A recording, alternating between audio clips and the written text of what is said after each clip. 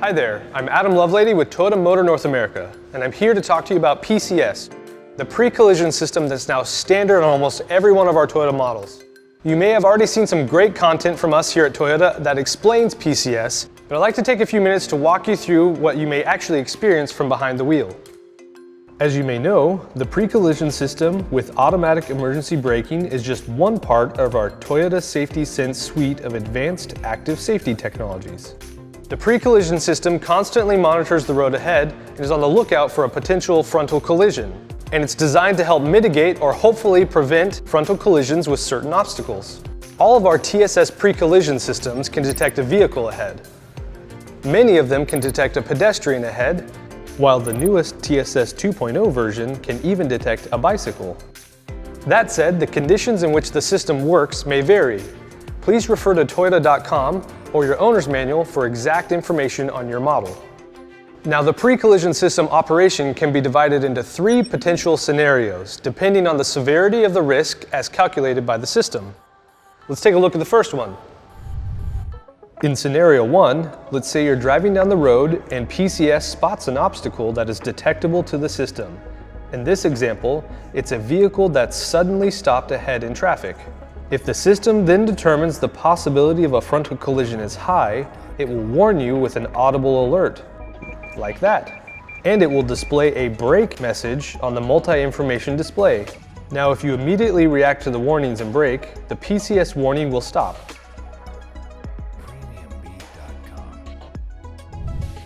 But what if you're a bit slow to react to the PCS warnings? Well, that's our second scenario. Let's take a look. So in scenario 2, imagine that you're driving down the same road and PCS again identifies a vehicle that has suddenly stopped ahead in traffic. Like before, when the system then calculates a high possibility of a collision with the stopped vehicle ahead, it will begin to warn you with an audible alert and brake message on the multi-information display. If the system calculates the risk of collision is increasing, and you haven't already responded to the audible and visual alerts, it is designed to then prime the brakes for you. This is what we call our brake assist system. During this second phase, when you do respond to the warning alerts and apply the brakes, the system is designed to provide additional braking force regardless of how hard you actually depress the brake pedal. This added braking force can be a bit of a surprise if you're not expecting it, but the alternative could be much worse. Okay, so what happens if you don't respond to the warnings at all? Well, that's our third scenario when the pre-collision system applies the brakes on its own. Let's take a look at that scenario. So again, let's say you're driving down that same road and PCS has determined that the likelihood of a collision with that suddenly stopped vehicle ahead is high, and you didn't respond to the audio and visual alerts. And so, like we learned, the vehicle has prepared the brake assist, but you still didn't respond to the alerts as they continued to go off. Now, if PCS determines that the possibility of a frontal collision is imminent, it will enter its third phase and activate the automatic emergency braking function. At this point, the vehicle is designed to automatically apply the brakes on its own to slow the vehicle. To be clear, this is not the driver applying the brakes, it's the pre-collision system. During this third scenario, the brake pedal is not depressed by the driver. If the vehicle is able to come to a complete stop, it will then hold the brakes for approximately 2 seconds, allowing you to reorient yourself and assess the situation. So those are the three stages of PCS operation. First, it tries to alert you, then it primes brake assist, and then, finally, if needed, it could activate automatic emergency braking.